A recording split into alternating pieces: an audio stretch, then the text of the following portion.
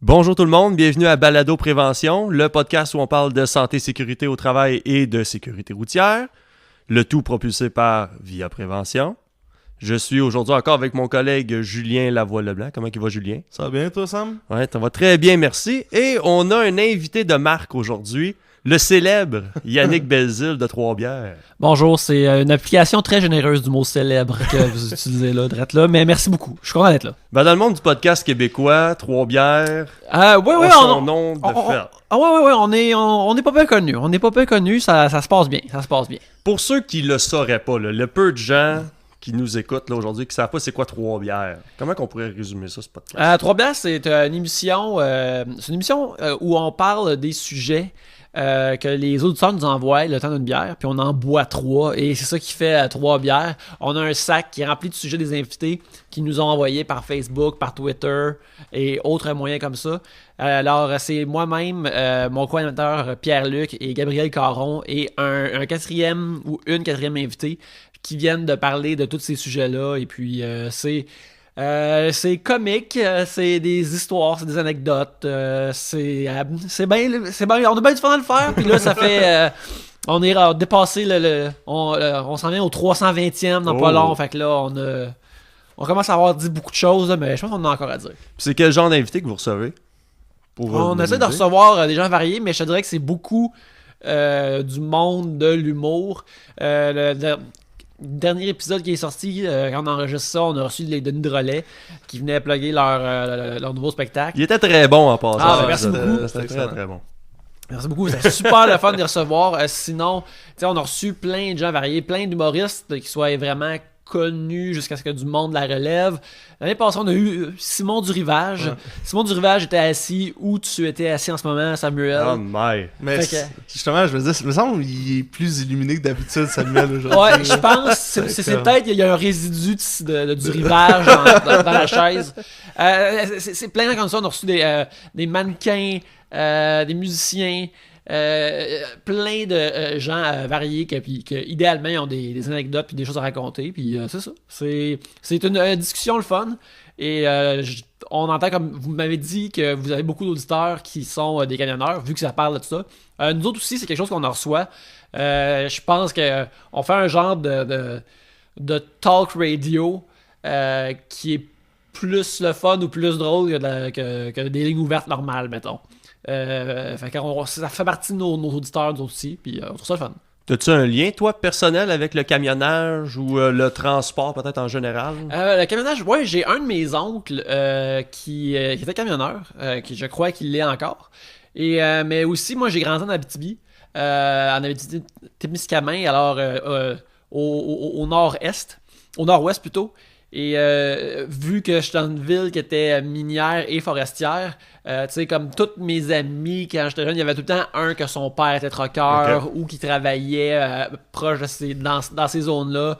Puis il y avait des trucks. J'ai été entouré de trucks puis de camionneurs pendant toute ma jeunesse. Là. Des gens avec des casquettes Peterbilt, puis... des Peterbilt, des affaires comme ça. Tu sais, moi j'ai toujours été un jeune nerd. Fait que moi, un transformeur, c'était jouer avec juste des petits camions, des voitures, je trouvais ça plate, mais des transformeurs, les transformeurs en robots, c'était vraiment cool.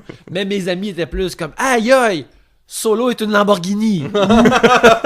C'est Optimus Prime, il est. C'est un Kenworth. C'est un Kenworth. Puis là, tu sais, mais s'il y avait un autre, je sais pas, comme Menaçor, qui était comme les Combacticons, qui était comme un truck lui aussi, qui était un truck différent. Fait que non, lui il est meilleur. Là, je suis comme non, c'est un méchant, il est jamais dans le cartoon, fait qu'il est pas si cool que ça. Fait que c'est comme ma familiarité avec ça. Puis tu sais, j'ai aussi comme des vagues souvenirs de cinéma d'après-midi, puis de regarder des Smokey and the Bandit, puis des films comme ça. Ça fait partie de mon enfance, de mon imaginaire d'enfance. Là. Mais j'imagine que tu vois ça, des courriers à bicyclette là, en Abitibi, doit en avoir moins. Là. Non, je pense qu'il y en a pas. Il y en a pratiquement pas. Je pense que, tu sais, si. Surtout à cette époque-là, là, si tu faisais du bicycle, puis après 16 ans, là, tu te faisais traiter un mauvais nom. Tu te faisais considérer comme un mauvais nom qui avait rapport à ton identité sexuelle. Je pense que... Si tu sais pas la différence entre un 4 temps et un 2 temps... Exactement. J'ai 28 ans, puis je sais pas c'est quoi. C'est les saisons que tu parles. Hein, Ouais, c'est ça. Quand t'as des pays qui ont 2 temps, qui ont juste 2 températures. Ah, c'est ok. ça. Je pense que c'est ça. Ouais, ben ça doit être ça. On a parlé, t'as dit quote. J'étais un nerd. Ouais. Ah, je le suis encore d'ailleurs. Ah, ok, mais bon, ça. ça s'est pas terminé. là. J'avais pas encore la quote pour pouvoir dire ça. Ouais. Est-ce que... ben là, on a parlé, Yannick, de Trois-Bières. La raison, là, on étire un peu le sujet, mais dans le fond, qu'aujourd'hui, on va parler de bande dessinée. Est-ce que tu peux nous dire un peu ton rapport, justement, à la bande dessinée en général? Ben, moi, j'ai toujours aimé les histoires et le dessin. En général, je dessinais tout le temps. Puis il y a une affaire que je me suis mis à lire très tôt. C'était des bandes dessinées. Des comic books européens puis américains. Mais à un moment donné, j'ai plus bifurqué plutôt vers le américain. Tu sais, par des super-héros, surtout par Spider-Man, par Superman, puis ces personnages-là. Puis j'ai commencé à en lire, puis découvrir ces mondes-là fictifs. J'ai toujours trouvé ça vraiment cool parce qu'ils ont... ils peuvent être tellement profonds avec tellement de personnages, puis d'aventures, puis de versions weird de personnages qu'on connaît déjà. Puis c'était tellement varié que je pouvais comme en lire pour toujours. Puis là, ben, je suis encore en train d'en lire. Fait que, tu sais, Toujours ça n'est marche. pas encore fini. Exactement, ouais. La question, DC ou Marvel? Oh, la question des Marvel. Moi, je suis un gars de DC, mais en premier, je te dirais que les super-héros, c'est mon affaire fictive préférée. Pour comme tu sais, du monde, c'est des westerns, ou c'est des films avec de la mafia ou des affaires comme ça. Moi, c'est des affaires de super-héros que j'aime. Fait que, dans le fond, pour moi, c'est Marvel puis DC, c'est comme... C'est comme 2 champlures qui sont sur la même tuyauterie, par exemple. Ils me donnent tous les 2 de l'eau dont j'ai besoin pour vivre. Puis c'est sûr, ils ont leurs différences. Mais je préfère les personnages de DC. Cependant, en ce moment, mettons, au cinéma, je trouve que c'est les personnages de Marvel qui sont les mieux servis et interprétés parce qu'ils sont comme je les connais puis comme je les aime dans les comics. Tandis qu'à TV, c'est les personnages de DC qui sont encore là. Aussi bien adaptés que comme je les aime dans les comics. C'est bizarre parce que on dirait que ça fait de moi comme un mauvais fan de cinéma. C'est que maintenant qu'un film est vraiment ordinaire mais qui a les bons détails puis une bonne version du personnage, je suis comme yeah! Mais si mettons c'était le meilleur film au monde mais avec une version de Superman que j'aime pas dedans, je suis comme c'est de la boîte. Quoi, tu sais, t'es de même quand t'es un nerd des fois, tu sticks sur des affaires. Mais moi, je tiens à dire personnellement que je m'inspire beaucoup parce que j'ai appris à connaître tranquillement pas vite ce petit univers-là des super-héros en écoutant le podcast Spoiler Alert Québec. Shout out au gars de Spoiler Alert. Où je crois que tu collabores de temps à autre par rapport à des films de super-héros et c'est vraiment... Cette émission-là, quand il y en a un, je l'écoute pour savoir si le film il est bon ou il est pas bon avant d'aller au cinéma. Ok, ouais, ben c'est ça, pour les films de super-héros, ça a donné que les gars de Spoiler Alert nous invitent pour en parler. Fait que moi je suis juste fier d'y aller et de déverser ça. Parce qu'à Trois-Bières, on parle de plein de choses, mais on veut garder aussi l'émission pour tout le monde. Fait qu'on va avoir des sujets, des fois un peu nerd ou un peu niche pour plein d'affaires, mais justement, j'évite de déblatérer ça puis tu sais, de faire un 7 minutes et demie sur pourquoi je pense que tel film est bon puis pourquoi que tel film est mauvais puis j'essaie de me calmer face à ça. Okay. Fait que là quand je vais chez les vannes ouvrent quand je vais à Spoiler Alert. Et comme qu'ils menacent de le faire en ce moment, mais là je vais me calmer. Ok, non, c'est bon. Tantôt, t'as nommé de parler des héros de Marvel, donc je pense à Captain America, Iron Man, Hulk, Spider-Man, les X-Men. On t'a invité au podcast aujourd'hui pour nous parler peut-être d'un des super-héros les plus méconnus. Mais c'est le meilleur. Ben, ouais, c'est un des meilleurs. On parle ici de Ulysse Solomon Archer. Exactement. Qui est la vedette d'une série de comics qui est sortie dans les années 80. Je me rappelle plus. C'est mai 83. Mai 83, fait que c'est ça, là. Tu sais, on était sur le bord que Return of the Jedi sorte, on avait besoin de quelque chose en attendant pour vivre. Ben ouais, c'est pas... Fait que Marvel a sorti un comic qui s'appelle US-1. Puis là, vous allez me dire, US-1, la route transaméricaine. Je vais vous dire non. C'est un trucker qui est un super-héros. C'est un comic de super-héros, mais lui, il n'y a pas une identité secrète cependant. Mais c'est un super-héros trucker qui c'était basé sur une ligne de jouets, si je comprends bien, si je me souviens bien. Que dans le temps, C'est Tyco. Tyco, ouais, c'est ça. Tyco qui est aujourd'hui Mattel. T'as des pistes de course, des pistes de train. Il faisait entre autres des tracteurs, des camions. Il y avait, je pense, aussi des tracteurs, des camions de pompiers, des choses comme ça. Et des pistes de course là, que tu pouvais rajouter. Là. Mais il faisait aussi des chars de NASCAR, mettons, des choses comme ça. Là. Mais ouais, c'était surtout ça. À faire, ça s'appelle Mattel, je pense. Fait que, c'est ça. Puis là, Tyco, ils ont été voir Marvel Comics pour demander comme de développer comme un monde ou des idées face à un jouet qu'elle allait faire. Et je sais pas si vous avez vu récemment, pas si récemment que ça, mais sur Netflix, il y a une série de documentaires qui est sortie de Toys That Made Us. Ah non, ça dirait. C'est une série documentaire sur des jouets des années 80, 70, 80 et comment que ces jouets-là ils ont été faits pour créer... Puis qu'est-ce qui a fait d'eux des jouets qui ont pogné puis des affaires comme ça.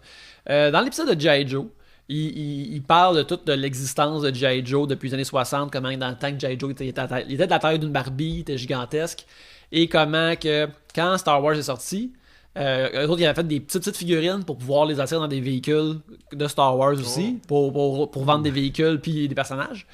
Et là, c'était devenu le nouveau marché. Le nouveau marché des bebelles, c'est ça. Star Wars a tout changé ça. Et par la suite, ils ont fait des nouveaux G.I. Joe. Puis il allait faire une nouvelle version de G.I. Joe qui était comme de la taille des personnages de Star Wars. Mais là, ils savaient pas comme quoi faire parce que tu sais, si Star Wars, il y a 1000 personnages. Nous aussi, il faut qu'on ait 1000 personnages. Fait qu'ils ont décidé d'aller chez Marvel. Puis de faire comme, OK, vous allez faire est-ce que vous pouvez comme nous inventer des personnages puis des noms puis faire des comics basés là-dessus. Aussi, l'autre astuce, c'est qu'à cette époque-là, aux États-Unis, t'avais pas le droit de faire des commerciaux pour des jouets à TV, mais tu pouvais faire un commercial pour un comic de G.I. Joe qui, lorsque tu lisais le comic, ben c'était pratiquement une pub sur ces affaires-là. Fait que là, il y avait comme un G.I. Joe devenu vraiment populaire. Alors, je pense que toutes les places de jouets devaient se dire comme, on va aller voir une compagnie de comics, voir, tu sais, on a juste des bebelles. On va leur demander d'inventer un monde autour de notre jouet, puis peut-être ça va devenir, tu sais, des cartoons, des hits, puis des affaires comme ça. Alors, je pense que c'est pour ça que Tyco, eux autres, ils ont été voir Marvel. C'est-à-dire, on a des trucks, fait quelque chose avec ça, inventer quelque chose avec ça.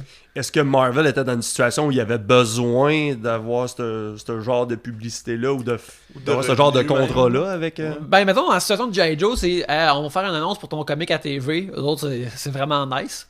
Puis j'imagine qu'ils devaient avoir la licence à un prix dérisoire. C'est pas quelque chose qui coûte pas bien cher, puis qu'ils peuvent juste comme continuer à faire des comics, puis...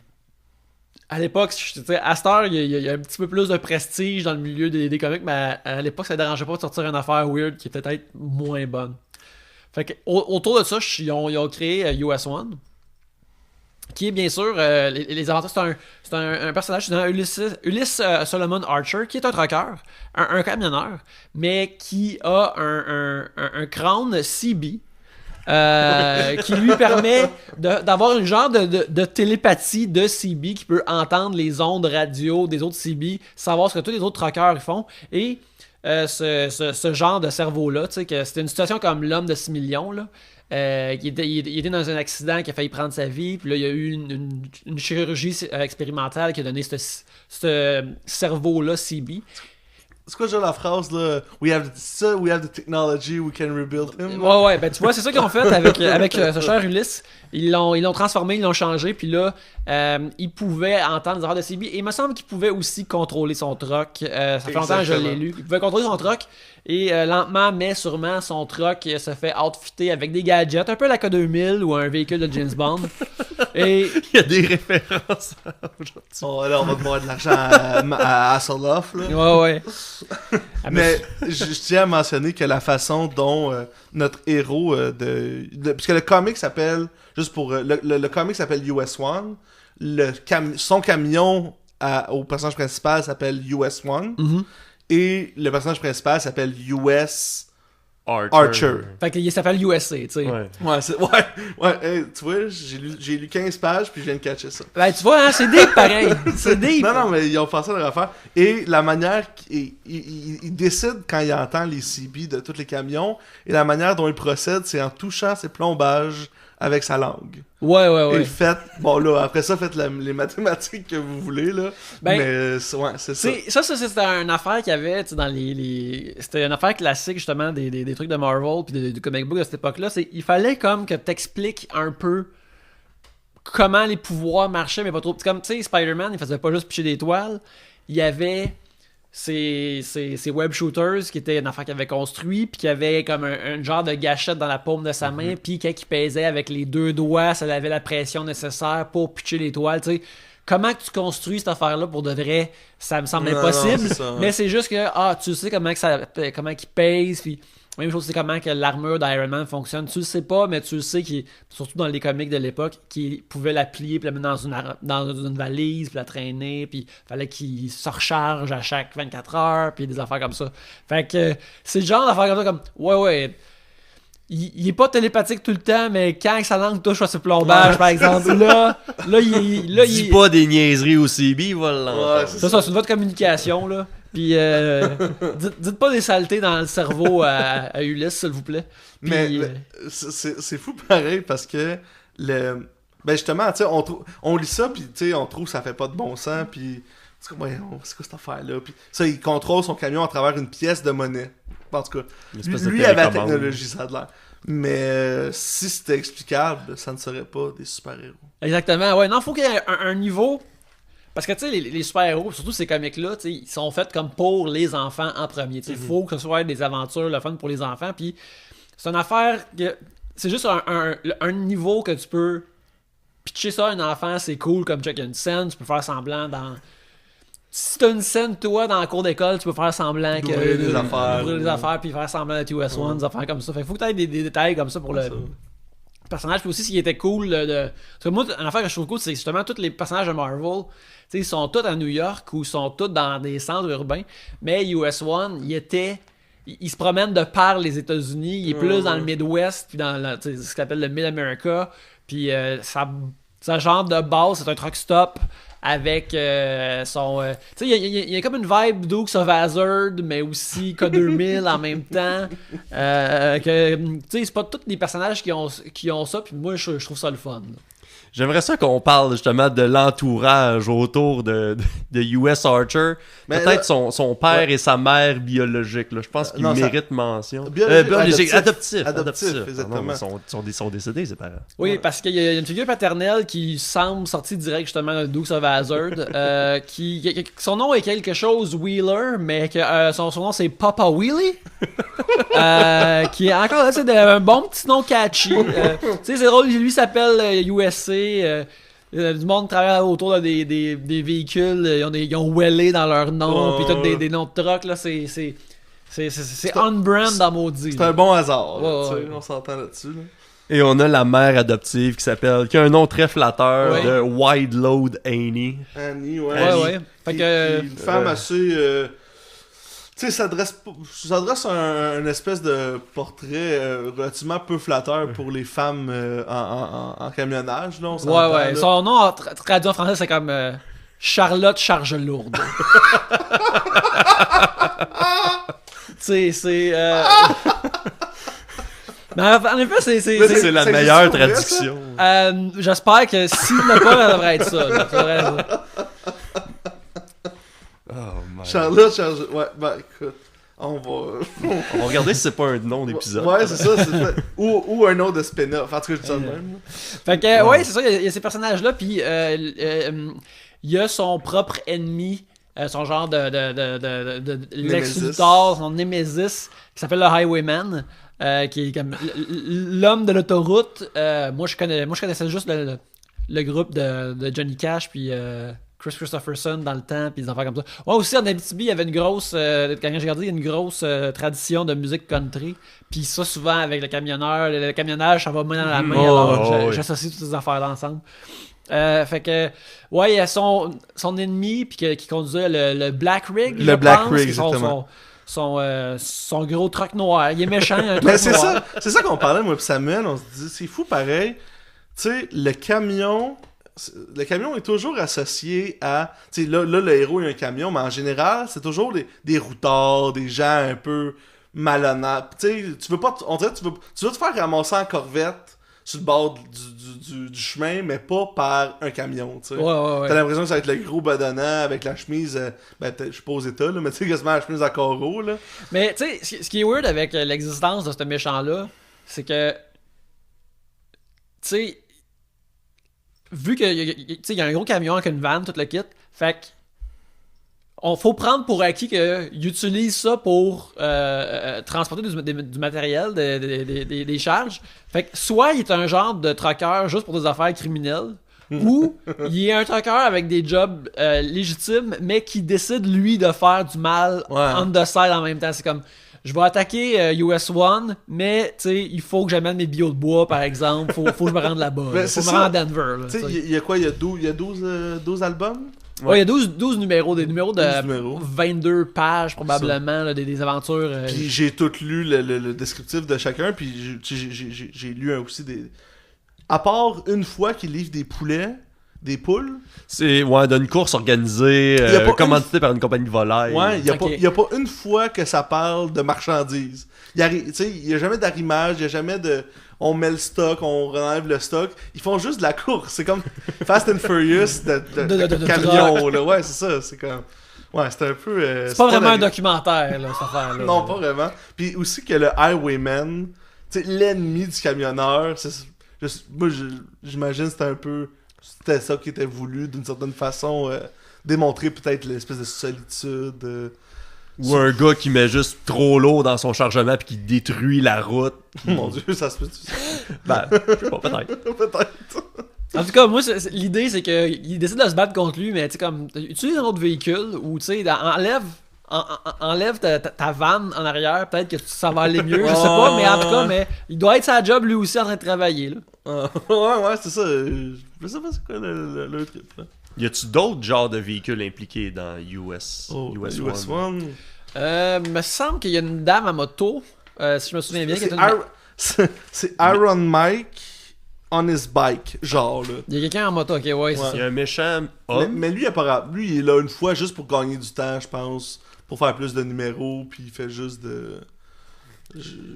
Mais il y a surtout le baron von Blimp, que lui, c'est... Un dirigeable. Un dirigeable. Ah ouais, Et l'ennemi naturel du trucker. Un dirigeable. Rappelez-vous, messieurs, mesdames, les camionneurs, quand vous étiez enfants, vous rendu face à demander camion dirigeable, là, ben c'est la réalité aussi qu'on voit dans la bande dessinée. Puis la manière que le chauffeur de dirigeable, il s'invite dans l'histoire, c'est qu'il dit « Moi, je veux l'industrie du transport à moi, l'avenir est dans le ballon dirigeable. On va faire une course. Le premier qui amène sa cargaison de poules à destination va avoir le contrôle de la marchandise des poules. » Et c'est comme ça que ça marche, je crois, hein, Samuel? Oui. La compétition est féroce. Ouais, mais moi je connais pas autant le milieu du camionnage que vous autres. Là. Est-ce qu'il y a beaucoup de guerres et de territoires qui sont réglés par des courses comme ça, des enjeux légaux? C'est ça qui est drôle. C'est genre, c'est pas la qualité du service, là. Surtout considérant qu'au Québec, les camions sont barrés à 105 km/h. Ouais. Sur une autoroute, ça va faire une course assez égale. Ouais, c'est ça. C'était un peu... ouais. Ça, je pense, c'est mon bout préféré de toute la bande dessinée, là, l'espèce de... Ben oui, hein, en dirigeable ou en camion, tant que ça se rend. Mais non, ça, je pense pas que c'est très légitime. Ça implique des néo-nazis à un certain point. Ouais, il y a un bout avec des nazis qui débarquent, là. Ben, il faut que, regarde, si tu y penses, en tant que personnage qui, tu sais, US One est habillé en bleu, blanc, rouge, il est très patriotique, il représente une fibre forte américaine, et il faut qu'il punche un nazi à un moment donné, s'il veut être puissamment vraiment américain, là. Il y a pas une loi qui dit, ou une espèce de théorie qu'on revient toujours aux nazis à un certain moment donné dans un argumentaire. Ben, la loi des points Godwin, là, ben ça, c'est pour dire que quand tu compares quelque chose au nazisme, c'est pour dire, ouais, là, c'est parce que tu prends un cas un petit peu trop extrême, là, tu sais, en voulant dire comme, tu peux pas tout... Moi, là, ma blonde, elle me traite comme un nazi, le gars, c'est parce que c'est peut-être un peu intense. Okay. Ça, par exemple, aux États-Unis, c'est devenu plus à propos, mais bon.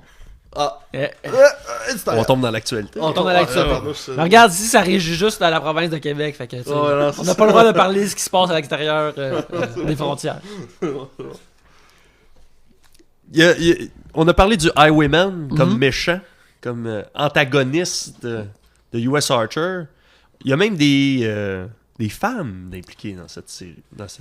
J'espère que oui, parce qu'il faut qu'il y ait l'élément de demoiselle de calendrier, je pense, qui est aussi, je me rappelle, était très présent dans le paysage visuel du truck quand j'étais jeune.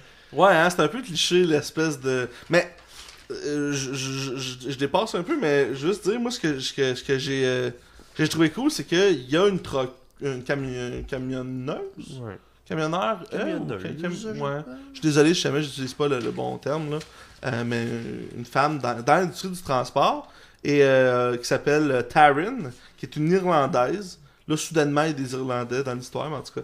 Écoute, beaucoup d'immigrants irlandais aux États-Unis. Oui, ben oui, et, puis c'est tant mieux. Et, mais je trouve ça le fun que c'est une femme forte et qui a l'air, somme toute, là, vraiment indépendante, qui fait bien son travail. C'est pas comme l'autre, là, Charlotte Chargelourde. Chargelourde, c'est plus... Elle, ouf. Ben, c'est pas une très belle représentation, mais je trouve ça le fun. Elle a vraiment assez... tu sais, c'est un modèle, dans le fond. Puis on est en 83, là. C'est une femme forte qui a pas peur du combat. Ouais, Elle se bat à multiples reprises, mais toute la famille un peu de US Archer aime se battre dans le truck stop. Ben oui, tout le monde est impliqué. Encore là, c'est une bonne vibe, tu sais, Dukes of Hazzard, Sheriff Fais-moi peur, là, de bataillage, puis des bonnes batailles de punchage. Je suis sur mon téléphone en train de regarder si sur... il y a beaucoup de mes comics que j'achète sur Comixology, qui est un site où tu peux pogner les comics numériquement, tu payes pas, puis tu les as immédiatement dans ton téléphone, sur ton ordinateur. Et je cherche s'ils ont US One en ce moment. Et il semblerait que non, ce qui me rend vraiment triste. Parce que quand j'ai lu US One dans le passé, je serais honnête, je l'ai lu illégalement, je l'ai pogné sur un site de torrent. Mais j'aimerais l'avoir de façon véridique et honnête afin de payer ma dette à la société. Et à Marvel. En préparation du podcast, j'ai voulu vraiment y aller la totale. Puis j'ai regardé j'ai été avec Amazon voir combien ça se vendait un épisode. Puis c'était rendu à 2,60$. Puis quand je regarde les prix sur les covers originaux, c'était 60 cents. Donc ça a pris de la... Je sais pas si ça a pris de la valeur avec le temps. Je pense que c'est plus l'inflation justement des comics. Mais tu sais, les comics à cette époque-là, ils étaient... quasiment imprimé sur des essuie-tout, là, tu sais, c'est sur des napkins, là, l'impression, c'était du papier vraiment rough, puis des affaires comme ça, là, à cette heure, tu sais, meilleure impression, meilleur papier, les couleurs sont meilleures, toutes ces affaires-là, fait que c'est pour ça que ça l'a monté comparé à ça. Et là, si on continue dans l'histoire de US One, donc, il y a des méchants qui veulent empêcher US de protéger les routes américaines. Il y a la méchante Midnight. Ah ouais. Avec son lasso. Comment il s'appelle? Le hypnofouet. Le hypnofouet, ouais. Écoute, elle a aussi un petit look dominatrice, je te dirais. Fait que, tu sais, à l'hypnose du monde, il donne ses esclaves à cause de ça, tu sais. Tirez vos conclusions, là. Ça dit ce que ça dit, mais c'est souvent utilisé pour neutraliser, juste rendre dans l'histoire en tout cas, là, je sais pas le méta à travers ça, mais dans ce que j'ai lu, c'est surtout juste neutraliser le monde pour, mettons, parce que si elle contrôle US Archer, elle peut faire en sorte qu'il va contrôler le camion pour aller briser, tu sais, rentrer dans une falaise ou quelque chose, tu sais. Ok, ouais. Mais, là, je vous lis ça, là, je l'ai juste ici, ça marche pas quand elle essaye. Parce qu'il résiste à l'hypnose à cause d'un chewing-gum gardé dans son papier métallique. Au contact des plombages de US, il a surchargé toutes les longueurs d'onde des réceptions CB, y compris celle de l'hypnofouet. Alors, on voit ici, là, c'est... Ils ont vraiment, genre, ok, l'affaire des plombages, là... on va s'en servir. Tout raide là-dessus, là. Tout raide là-dessus. Faut pas qu'il perde ses dents, sinon, man, l'histoire est foutue. Il y a peut-être des dentistes là-dedans qui étaient impliqués dans cette bande dessinée-là. Ils se sont dit, gars, si on arrive à dire les plombages, là... Les enfants vont trouver ça cool de se faire des plombages. Comme leur super-héros préféré. Leur super-héros favori, ouais, US. C'est leur préféré, là. Mais, puis en passant aussi... C'est un peu une version cheap quand même, l'hypnofouet du lasso de vérité de Wonder Woman, là. Ouais, pis je suis pas bon en chronologie de comics, là, mais Wonder Woman, c'est quelle année, mettons? Je pense que c'est 1943, là, même plus 43? tôt. 43, ouais. C'est bien vieux. Ouais, ça fait longtemps, man. Ça fait longtemps. Tabarnouche.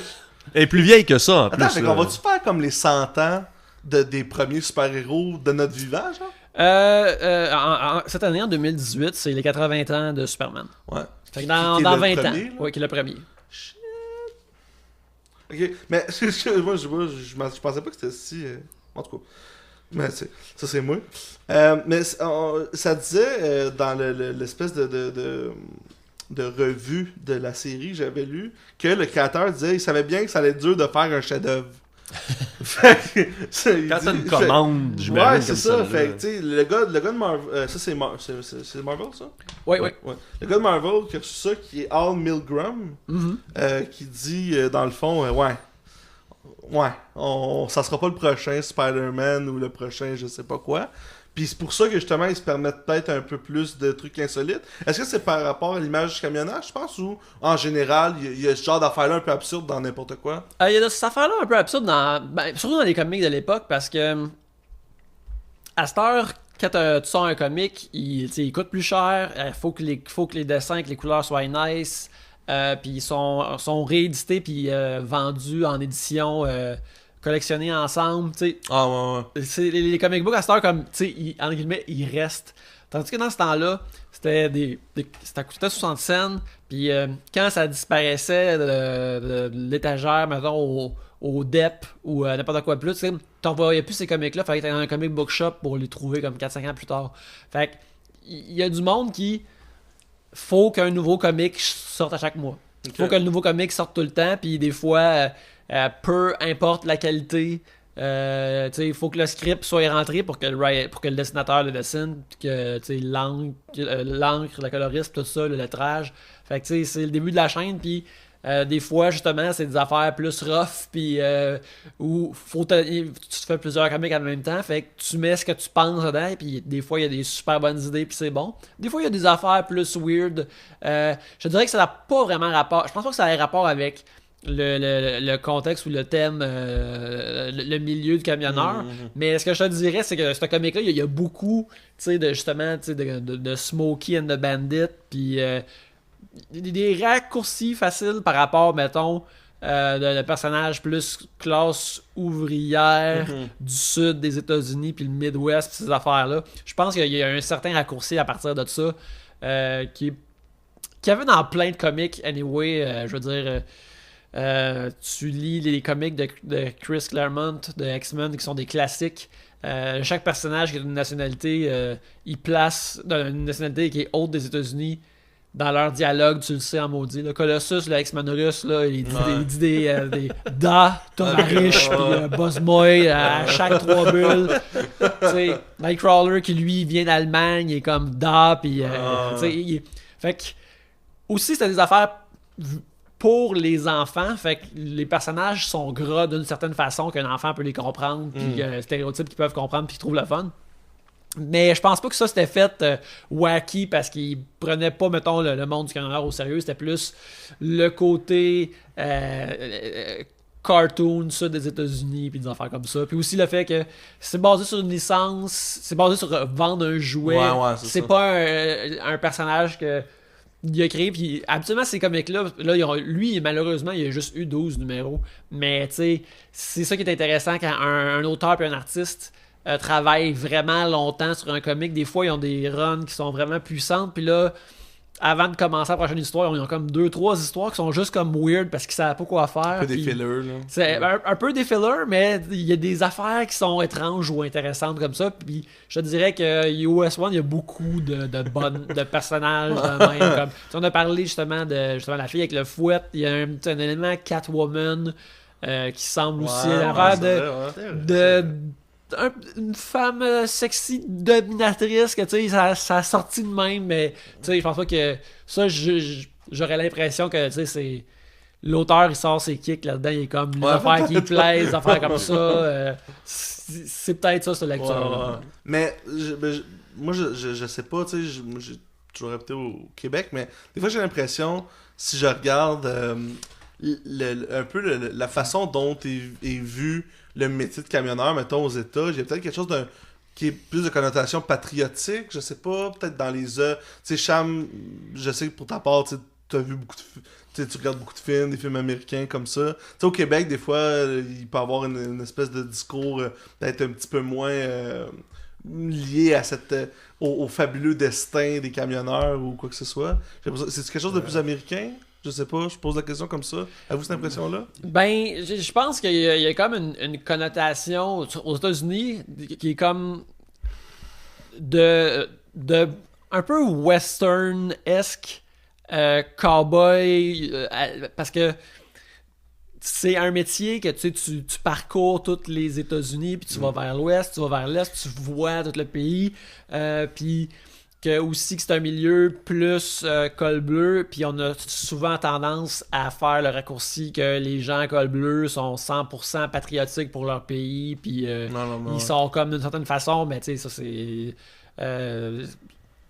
moi, avec ce que j'ai grandi, je dis c'est pas super loin de la vérité, mais c'est pas tout le monde qui est de même non plus. Ah ouais. Mais tu sais, c'est un raccourci qui semble facile et que aussi, tu sais, le monde accepte facilement. Tu sais. C'est ça l'affaire avec comme les archétypes ou les stéréotypes, c'est aussi, faut que tu penses à le monde qui absorbe ça, puis ils sont comme ah ouais, ça a du sens, puis et qu'ils l'acceptent. Là, tu sais. T'as vécu ça une fois, fait que tu penses que c'est la généralité. Exactement. Mais le terme passion ou vocation dans le camionnage, c'est quelque chose qui ressort quand même souvent. Mais ça, je pense que c'est international. Ouais, puis tu sais, dans la bande dessinée, ils l'ont exprimé parce que US, il est allé à l'université, c'était le corps arrière de l'équipe de football, il faisait des études en génie, mais il a toujours eu l'appel du camion, de parcourir les routes. Puis encore là, l'aspect, je pense que c'est comme ça l'aspect western cowboy, c'est être seul sur son cheval, puis être tout seul soi-même. Puis... Un peu, mais il y a quelque chose, tu sais, là, tu sais, parce qu'on s'entend, là, on a besoin, là, on a besoin grandement de ce métier-là, parce que on les veut, notre bouffe, puis tout ce qu'on a besoin, il faut de la distribution, puis justement, ça fait un peu, c'est pour ça que je voyais, là, un peu, arriver sur le highway, puis le coucher de soleil, puis c'est pour ma famille que je fais ça, puis c'est pour toutes les familles américaines, puis on dirait que je le vois un peu comme ça, tu sais. Ah ouais, non, c'est une super belle façon de le voir aussi, là. Mais il y a ça, puis aussi aimer être sur la route. Moi, quand j'ai... avant que je quitte le foyer familial, tu sais, mes parents, dans ma famille, on faisait beaucoup de camping, fait qu'on faisait de la route. Mon père, quand il a acheté son premier motorisé pour le dernier voyage en famille, on est allé... on est parti d'Abitibi, on est allé jusqu'à Vancouver, puis on est revenu par les États-Unis jusqu'en Abitibi, et ça a pris pendant un mois à peu près sa route. Puis c'était rendu un point où que je me rappelle la place qu'on a arrêté le plus longtemps, je pense que c'était à Edmonton, genre. C'était à Edmonton ou à Vancouver, on est arrêté comme 2 jours. Puis là j'étais comme je m'en d'être sur la route, je suis habitué d'être sur la route. Quand est-ce... Ouais, fait que je comprends aussi le plaisir d'être sur la route qui est comme semi-hypnotique puis calmant aussi. Tu sais, c'est comme des fois quand j'ai besoin de me concentrer pour travailler, j'écoute du white noise puis j'ai besoin que ça me focus puis ça me met straight ça tâche. Je suis capable d'imaginer que quelqu'un quand il est sur la route, c'est quelque chose qui le grise puis qui en a besoin puis qu'il veut garder tout le temps, là. Imagine quand t'entends toutes les conversations CB de tout le monde, quand ta même langue touche tes plombages, puis t'essaies d'avoir cette tranquillité-là. Cette tranquillité-là, puis là, t'as du monde qui parle juste d'un Waffle House, puis qui ça a l'air vraiment bon, qui dit des choses grasses. Ou... Ouais, alors c'est ça, c'est pas... ouais, c'est un pouvoir utiliser avec parcimonie, absolument. Peut-être, là. Mais mais c'est ça, justement, l'idée de la passion, tu sais. Nous autres, à toute fois qu'on parle à des gens du milieu, tu sais, nous, on est plus en bureau que sur le terrain. Ouais. Mais le but, c'est de faire la connexion un peu. Allez-vous sur le terrain, beaucoup, vous autres? Pas moi. Samuel... Comme moi, vu que je suis conscient en prévention, oui, je vais donner de la formation, je vais faire peut-être de l'aide plus terrain sur certains dossiers, mais ça demeure, somme toute, sporadique. Là, c'est vraiment sur demande. Donc, Puis c'est pas... Tu sais, Sam... Il va pas monter dans le camion pour chauffer là, avec. Là. C'est de faire, mettons, la prévention. Plus de la réglementation. Vulgariser de la réglementation. Mais tu sais, comme l'année dernière, il y avait la ronde. C'était en 2016, ça? Ouais. Tu sais, par exemple, il y avait une nouvelle loi il y avait une nouvelle façon de faire l'inspection des camions avant le départ. Puis là, c'est Samuel, dans le fond, qui va aider les gars à checker. Bon, là, vous avez une feuille, il faut remplir ça, il faut checker ça. Fait que dans ces moments-là, on les voit. Puis moi, je suis dans mon bureau toujours devant mon ordi puis de ma base de données. Mais quand il y a des colloques, des événements de la CNESST, je peux sortir, aller rencontrer aussi du monde qui sont plus sur le terrain, là, tu sais. Mais ces gens-là, justement, c'est toujours la même affaire qui sort. Je me vois pas faire d'autre chose par passion, tu sais. Parce que j'ai l'impression... Puis justement, des fois, il peut y avoir des conflits, des plaintes entre différents groupes, mais la résultante de ça, c'est toujours parce qu'ils veulent continuer à faire ce qu'ils aiment, là, tu sais. C'est rare, là, des camionneurs, je pense, qui arrêtent pour pas des raisons de santé ou d'accident ou... Ben, l'industrie est pas évidente pour tout le monde. C'est pas les jobs les plus appréciés de la population, les plus reconnus. Les conditions de travail sont pas nécessairement évidentes, là. C'est sûr que ça peut impacter quelqu'un qui va rester dans le milieu, mais le terme vocation revient encore là. Ils se voient pas faire autre chose. Ils ont grandi là-dedans. Leur père peut-être conduisait des trucks, puis ils veulent faire ça eux autres aussi. Ben moi, j'ai un ami quand j'étais jeune, il disait toujours qu'il voulait être trucker. Il disait moi je veux être camionneur, nanana. Aujourd'hui, il a 2 maîtrises, il est rendu avocat. Puis là, ben, il dit souvent comme oh, ça serait tellement, je me sentirais tellement mieux d'un camion avec mes affaires. Je suis tanné de parler avec le monde, nanana. Fait que lui, je pense qu'il l'a manqué. Il peut s'acheter un casque de réalité virtuelle, puis quelqu'un fasse un jeu de VR de trucker, puis là, lui, il va être là. Il va capoter. Il va avoir sa dose à chaque soir. Là. Il est adjugé en cours, il a son casque, malade. Depuis tantôt, on parle des histoires, des éléments un peu étranges qui ressortent de US One, mais je pense que la fin qui est mentionnée, parce que là, on a parlé du Highwayman, qui est le méchant, mais à la fin, son identité est révélée. C'est qui? Il se trouve à être en fait le frère de US One, hein, je me trompe. Jeff. Lui, il n'y a pas de nom hot, là. C'est Jeff Archer.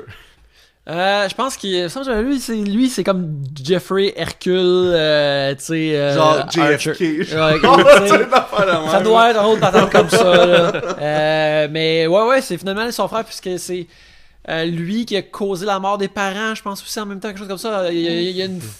C'est très théâtral, c'est très théâtral. Mais Sam, pourquoi il a fait ça? Je pense que t'en allais vers ça. Pourquoi qu'il est devenu méchant? Ouais. Ah, parce que, me semble ce que j'avais lu, c'est que quand que... c'est Al. Attends, là, je suis mêlé. Ouais, là. c'est... En fait, il y a l'histoire que Jeff, il a dû s'occuper de la famille, il a dû faire du camionnage pour que le cash rentre pendant que US, il allait à l'université, puis il pouvait pas ramener d'argent à la maison.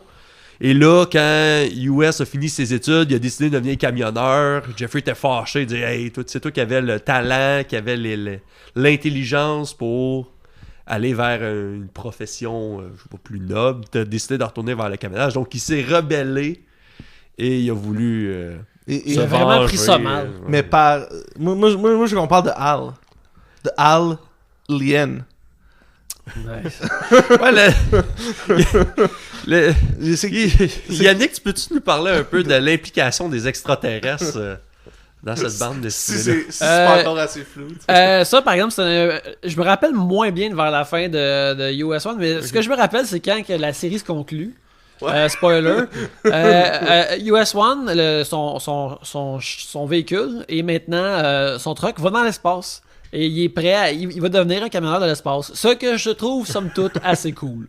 Non, ça, c'est... C'est vraiment badass. Ouais, ça, c'est bad. Quand tu penses qu'au Québec, les conducteurs de voitures ne connaissent pas toujours les angles morts sur un camion, imagine dans l'espace. Ah, il y a une dimension, il y a un Z. Là. Ça, hein. Là, de tous les sens. Ouais, c'est XY ainsi que Z. mais c'est ça, dans le fond, c'est qu'il y a un personnage qui arrive... Juste pour dire, il y a un extraterrestre qui arrive, puis il pensait que le Chosen One, dans le fond, c'était Jeff. Et il lui a donné des pouvoirs. Et à la fin, l'alien se rend compte qu'il a choisi le mauvais. Parce qu'il utilisait ses pouvoirs à mauvais escient. Et là, finalement, il dit, le bon, c'est USA. Et et là... Et les USA, qui sont les premiers à avoir conquéri l'espace en 1969, si je ne me trompe. Ils sont allés sur la Lune et la Lune est encore impliquée à la fin Ah oui, US One, parce que le shortstop, le truck stop qui était auparavant sur les routes américaines, et maintenant devient le star stop. Ah! Ouais, le Star Donc, Stop, c'est genre sa lune. Là. Ouais. Fait que, encore une fois, les Américains ont conquéri la lune.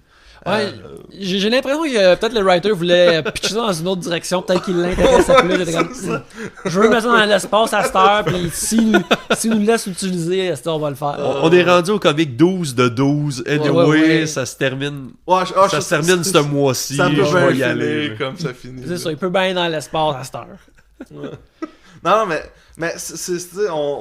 on en rit parce que je pense que c'est voulu. C'est écrit pour ça aussi un peu. Là, ouais. C'est pas le comic le plus. Dans lequel ils ont mis, j'imagine, le plus de choses sensationnelles ou même gore, là, plus physique.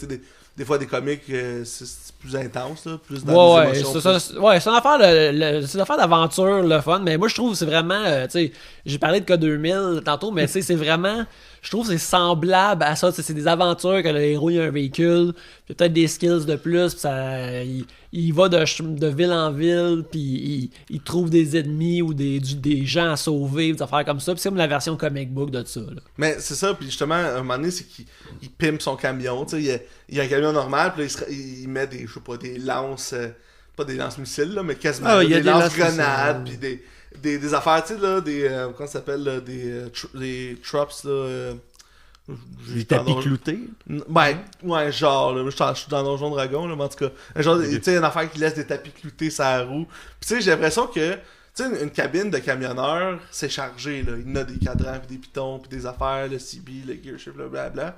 Ça fait partie du fun, je pense aussi, là, de la cabine de camionnage. Là, ouais, c'est la version fantaisiste, le fun, action-aventure de ce véhicule-là. Ouais, c'est ça, c'est comme, plein d'affaires, plein de gadgets, c'est hot, là. Mais ça fait penser, vite de même, il y a le personnage de Marvel qui est Ghost Rider. Ouais. Qui, joué par Nicolas Cage. Qui était joué par Nicolas Cage, mais une affaire qu'ils ont fait un peu dans les films, c'est les gens qui savent pas, c'est Ghost Rider. Une des versions, du moins, c'est un acrobate en moto qui était passé proche de mourir, puis qui a fait un pacte justement avec un démon, qui est l'esprit de la vengeance.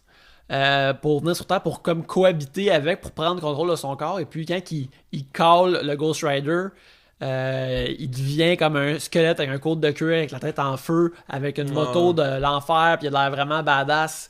Il est quasi indestructible, puis il pitch des chaînes, puis c'est ça, il est l'esprit de l'enfer qu'on connaît dans les comics. Mais à un moment donné, ce qu'ils ont fait dans les comics, c'est qu'ils ont dit comme non, Ghost Rider, il n'y en a pas juste un, là. Il y en a eu plein, puis il y en a eu partout dans le monde selon les époques. Puis celui-là qui est en moto, c'est juste tout qui est en moto. Puis il en avait fait un justement dans le sud des États-Unis, c'était un trucker. Mais lui, c'était pas le Ghost Rider, c'était le Devil Rig. Puis il y avait comme son gros truck avec les roues en flammes, puis tu sais, avec sa calotte, puis là il chassait des méchants, puis surnaturel. C'était un bon. Ouais, c'était un bon. Tu sais, il y avait comme toutes des ghosts, les esprits de la vengeance sont intenses, mais sont du bord du bien. Puis à travers toutes les époques, il y avait ça. Il y avait un trucker justement, il y avait le Devil Rig. Ou c'était le nom de son truck, mais lui, il y avait un autre. Je pense que c'était peut-être même L Trucker ou quelque chose de même. En tout cas, il était vraiment kékasse, là. Il était vraiment kékasse. L Trucker. Ah, c'est cool ça. Mais ouais, c'est ça, cette espèce d'idée-là de. Ça, le camion aussi, c'est important là-dedans. Il y a la 8e, je pense, la 9e des sorties, c'est du point de vue du camion. C'est le camion qui parle, qui a le point de vue narrateur, là. Puis ça commence par Hi, I'm US One, I'm the truck. Le premier camion autonome. Ouais, c'est vrai. On a eu, on a fait un podcast sur les camions autonomes, une partie.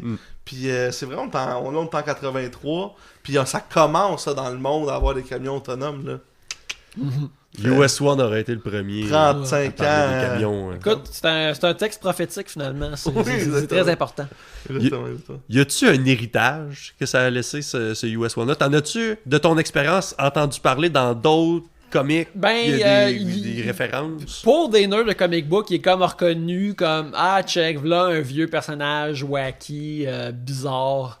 La dernière, je l'ai vu il est revenu une couple de... Des fois, c'est comme quasiment de la vantardise. Genre, check que je me rappelle de US One, puis là, il plug dans un comic. Puis, mais je me rappelle qu'il y a plus récemment, c'est généralement vu comme comique, puis drôle, puis un peu niaiseux de le ramener. C'est ça, je trouve ça dommage parce qu'il est funny. Mais la dernière fois, un moment donné, c'est dans les Avengers, les New Avengers, où il y a une scène où il y a Luke Cage et Jessica Jones, que vous connaissez des séries Netflix, qui dans les comics ont un enfant ensemble. Et ils cherchaient comme une gardienne full-time pour s'occuper de l'enfant. Puis là, il y a une scène où ils parlent à plein de personnages. Ils font des entrevues. Fait que là, ils parlent à plein de monde. Puis tu vois une variété de personnages, des connus, des moins connus. Puis sur une case, il y a US One. La question est posée comme pourquoi voudriez-vous vous occuper d'un enfant? Puis là, lui, ça répond à lui. Être un super héros trucker, ça n'a pas fonctionné comme je voulais. Puis il regarde de côté, puis ça n'a pas marché. Fait que là, il veut s'occuper des enfants, ce qui est très noble. Mais tu sais, qui est moins souvent à la maison qu'un camionneur, là? Je veux dire. Mais là, s'il faisait plus ça, j'avoue que. Ouais, c'est ça. Mais en tout cas, moi, si je faisais un comic de Marvel, best believe que je ramènerais US One d'une façon ou de l'autre. Là. Ou je le mettrais. Mettez-le dans Agents of Shield, là, avant que ça finisse. Là. Oh, ouais, c'est ça. Ou il rentre dispatcher, ou je sais pas, là, si c'est blessé, puis. Est-ce que cette bande dessinée-là aurait pu servir genre de pratique pour les Transformers? Parce que je pense que ça a sorti avant. Est-ce qu'il aurait pu tester, voir qu'est-ce qui justement qui a pas de sens pour... Peut-être. C'était 1 an ou 2 avant. Parce que tu sais, il y a eu des comics aussi de Transformers de Marvel qui ont fait aussi pour publier dans le temps. C'était 1 an ou 2 avant. Ça se pourrait. Parce que me semble que les artistes qui ont travaillé sur ce comic-là, ils ont dessiné des comics de Transformers, si je me rappelle bien. Quand j'ai lu ces comics-là, aussi quand j'étais vraiment jeune, quand j'aimais les Transformers. Mais c'est très possible. Mais tu sais, pour moi, ça fait partie justement de la même comme enveloppe de jouets, le fun, qui a rapport à de médias, d'action, le fun, qui a rapport à des véhicules, puis à des affaires de même. Là. Je pense que j'ai envie d'aller... Le seul anecdote que j'ai des Transformers, j'avais pris mon argent, je pense que j'étais en 4e année, mon argent de la caisse scolaire pour m'acheter un Transformer au Toys R Us, 25$. Gros achat. En quelle année, ça? On parle de 93, 94 à vrai. Non, chameau 35$ aujourd'hui. Mais l'histoire se complique à ce moment-là. Je le ramène chez nous. J'étais certain que le bras devait aller d'une certaine manière. Et du moment, la première fois que j'ai joué avec, je l'ai cassé. Oh non! Et je n'ai plus jamais après ça été un fan de Transformers car ils m'ont brisé le cœur. Écoute, fallait que tu sois dans les 80 quand il était tout en métal puis il était moins en plastique. Ouais, t'es né trop tard. Ouais. Des vrais petits pneus en rubber sur mon Optimus Prime, je me rappelle. Merveilleux. Mais je pense que là, on a parlé de l'histoire.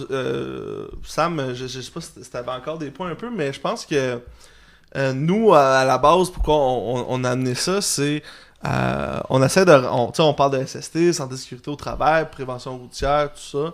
Je pense que ça peut être le fun justement de voir ces choses-là puis se rendre compte que c'est pas juste des lois, c'est pas juste des obligations, ça peut se transformer en quelque chose d'un peu plus ludique puis qu'il y a une passion à travers ça, tu sais. Je pense qu'au travers de ça, c'est un peu ça qu'on essaie de passer comme message. Là.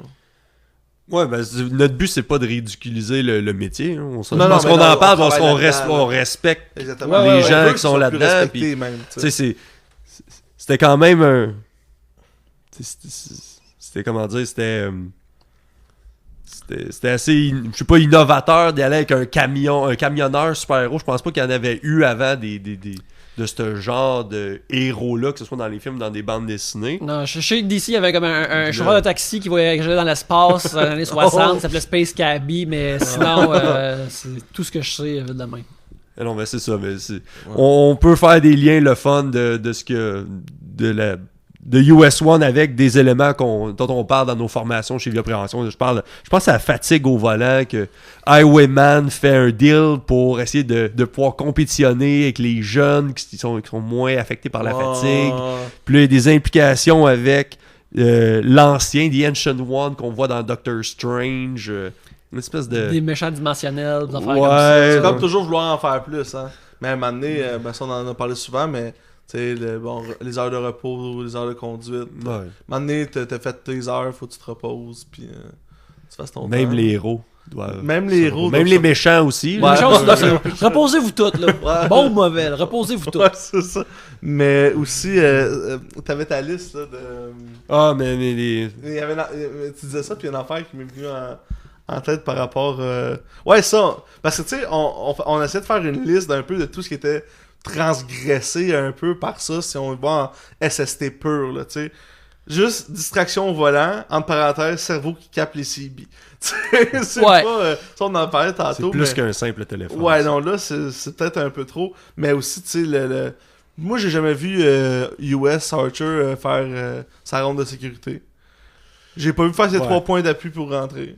C'est quoi une ronde de sécurité pour quelqu'un qui l'écoute pour la première fois? Sam? Ronde de sécurité, c'est une espèce de routine que tu fais avant de partir pour valider que ton camion il est bien sécuritaire pour aller sur la route. Tu sais, lui, il rentre dedans, il fait des courses jusqu'à l'autre bout du pays, il a même pas checké si son pneu était flat. Puis il a jamais de flat, hein? Ouais, Ben, peut-être avec ces Il est gadgets, solide. tu peux le regonfler, Ah, faire comme ça, tu sais. des pneus en titanium. là. Tu sais, j'espère qu'il y a ça, tu sais, il y a plein de gadgets dedans, là. J'espère qu'il y a ça avant d'installer l'affaire qui pitch de l'huile en arrière. là. C'est comme, fais une affaire pour, comme, patcher les tailleurs automatiquement, puis là, après, peut-être un piège à huile, ou je sais pas quoi. Mais ouais, fait que c'est ça. Mais je pense que faire sortir aussi le côté ludique, côté le fun, côté peut-être un peu moins sérieux et des fois peut-être terni de tout cet environnement-là. là. Je pense qu'on trouvait que c'était une approche qui pouvait être intéressante pour nos auditeurs. On sort du côté formaté de la santé sécurité. Ouais, c'est ça, on veut que Sécurité ça soit le fun, puis là, on a des points de vue. Tu sais, nous autres, on va avoir un cerveau plus porté sur la loi, la législation, mais là, on a un électron un peu plus libre avec nous pour aller nous shaker ça un petit peu, fait que c'est parfait. Alright, Sam? Bon, on va Le- conclure cet épisode, Ouais, je pense ma que- foi, super divertissant. Merci Yannick Hey, ça m'a d'avoir fait accepté plaisir. l'invitation. Comment que, si les gens ont apprécié t'entendre discuter avec nous là, de bandes dessinées, de films et de K2000, hein, Bien sûr, bien sûr. comment ils peuvent te rejoindre ou où est-ce qu'ils peuvent te suivre? Premièrement, il faut pas oublier que David Hasselhoff avait un frère jumeau maléfique dans K2000 et que lui il conduisait un gros truck noir maléfique qui était aussi tough que K2000 qui s'appelait Goliath. Alors ne l'oublions pas. C'était-tu joué par David Hasselhoff aussi? Oui, il avait une moustache. Un classique. Oui. Parce que, c'est quoi l'origine de K2000 qui est vraiment badass, mais qu'ils font juste le dire dans le premier épisode, mais ils le mentionnent jamais? C'est que le David Hasselhoff, Michael Knight, c'était un ancien agent de la loi qui s'est comme fait tirer dessus, s'est fait comme vraiment tirer d'en face, il est dans un coma, et il s'est fait reconstruire le visage pendant son coma, puis le gars qui a payé pour tout ça, puis qui a construit K2000 pour lui, il a fait faire refaire son visage comme son fils qui était disparu. Fait que là, il y avait... Ça, c'est super weird, puis c'est comme quasiment jamais mentionné dans K2000. Et son fils ressemblait à David Hasselhoff, mais justement, éventuellement, le méchant... Le méchant qui était comme le Evil Twin, je pense que c'était le fils original, mais qui avait une moustache, puis c'est parce qu'il était méchant, puis en tout cas, bref. Si vous avez aimé entendre ça, tu sais, vous avez donné là, voilà la porte, dis au monde comment te rejoindre, mais là, je pense que je viens de m'assurer qu'ils vont pas jamais vouloir écouter quoi que ce soit avec moi dedans. Mais si jamais vous êtes intéressé, pareil, vous pouvez découvrir 3 bières au 3bières.com, qui est notre émission qui a un nouvel épisode à chaque semaine, chaque vendredi matin.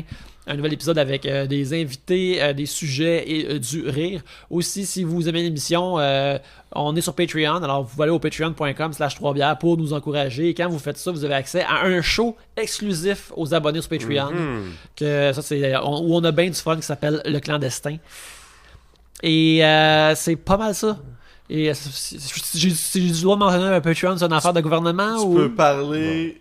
Tu peux parler de ce que tu veux. Ah, d'accord. Fait que c'est ça. Je me demandais si Tu peux dans les parler de... National Nation. National Nation. Oui, aussi National Nation, qui est un podcast que je fais avec mes amis, avec Pierre-Luc, Jean-François Provençal, ainsi que Mathieu Poirier, où on parle de lancer compte.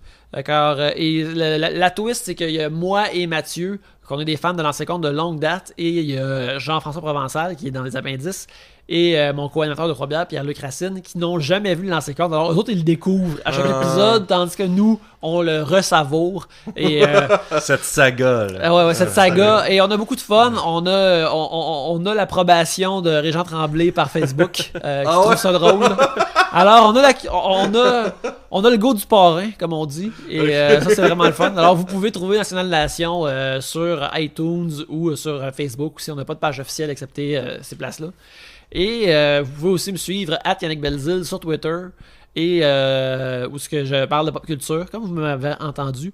Et sinon aussi sur Instagram, où ce que je mets des dessins et des photos de moi qui déneigent mon escalier en temps hivernal. Puis je pense qu'on l'a même pas dit, ou on a oublié de le dire, mais t'es dessinateur. Toi, t'es cartooniste. C'est exact. Oui. C'est quelque chose que je fais aussi. Oui. Exactement. Moi, je voulais être dessinateur de bande dessinée quand j'étais jeune. J'ai des Calvin and Hobbes, c'était mes préférés. Puis quand je me suis rendu compte que j'étais prêt de dessiner une tête, j'ai arrêté. Fait que bon. Aussi bien le découvrir là. Ouais, c'est ça. En tout cas, ouais. Mais ouais, exactement. Et pour nous autres, ben évidemment, n'hésitez pas à partager sur YouTube, Facebook, sur Google Play, iTunes. Sam? Venez sur la page Facebook de Via Prévention. Ben, vous abonner, suivre ce qu'on fait, les différentes autant pour le balado que si vous êtes pour les services de VIA. Exactement, pour si vous êtes le moindrement intéressé en santé et sécurité au travail, je pense que c'est une bonne page à suivre. Alright, merci beaucoup. Merci beaucoup. Merci à vous. À la prochaine.